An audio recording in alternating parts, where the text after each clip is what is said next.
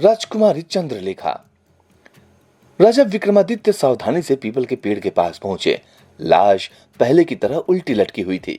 उन्होंने उसे पेड़ से नीचे उतारा, अपने कंधों पर रखा और अपने राज्य की ओर चल दिए। रास्ते में बेताल उन्हें एक दूसरी कहानी सुनाने लगा।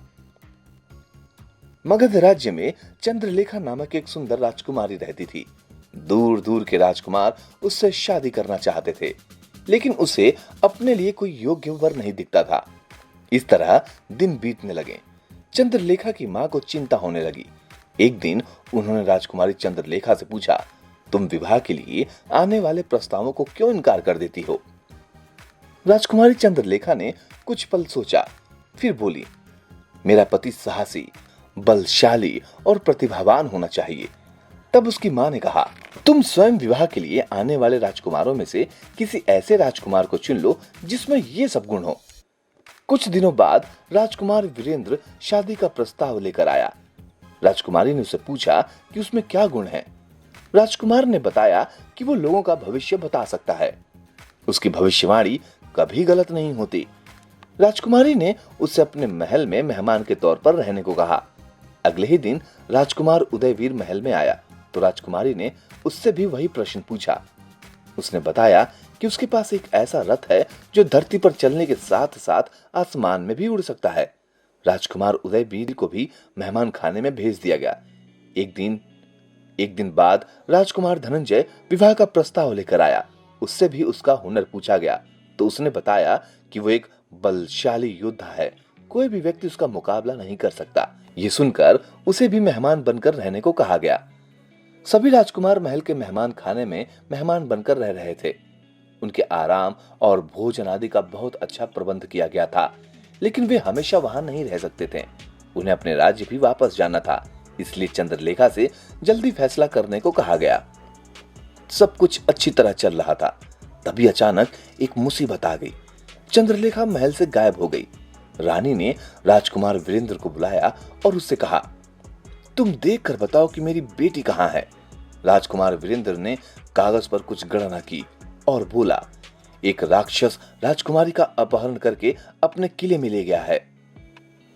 वो उससे शादी करना चाहता है। ये सुनकर रानी ने बाकी राजकुमारों को भी बुलवा लिया और उनसे आग्रह किया, आप लोग मेरी बेटी चंद्रलेखा को बचाइए। तीनों राजकुमार तुरंत इस काम में जुट गए। वीरेंद्र ने राक्षस के महल तक जाने का नक्शा बनाया।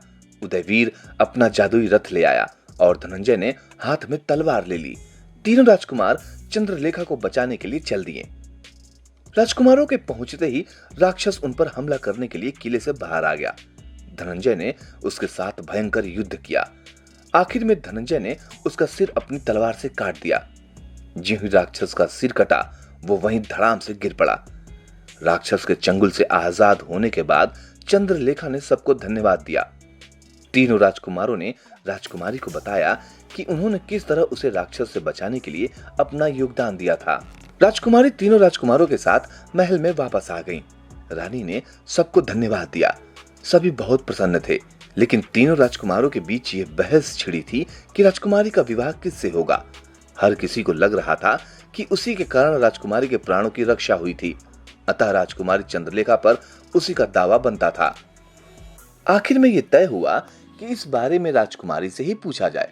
अब राजकुमारी को फैसला करना था कि उसके लिए योग्य वर कौन सा होगा। यूं तो उन तीनों ने मिलकर उसे राक्षस से बचाया था, लेकिन उसका विवाह किसी एक राजकुमार से ही हो सकता था।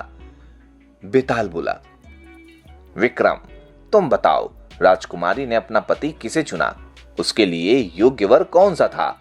अगर तुमने उत्तर नहीं दिया तो तुम्हारे सिर के टुकड़े टुकड़े हो जाएंगे। राजा विक्रमादित्य कुछ क्षण चुप रहे, फिर बोले, बेताल, कहते हैं कि जिसकी लाठी उसी की भैंस।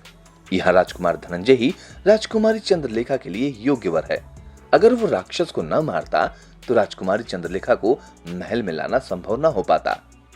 बेताल बोला, तुमने बिल्कुल सही उत्तर दिया विक्रम, लेकिन मेरी चेतावनी के बावजूद भी तूने बोला, इसलिए मुझे वापस पेड़ पर जाना होगा। ये कहते हुए बेताल राजा विक्रमादित्य के कंधे से उड़कर पीपल के पेड़ की ओर चल दिया।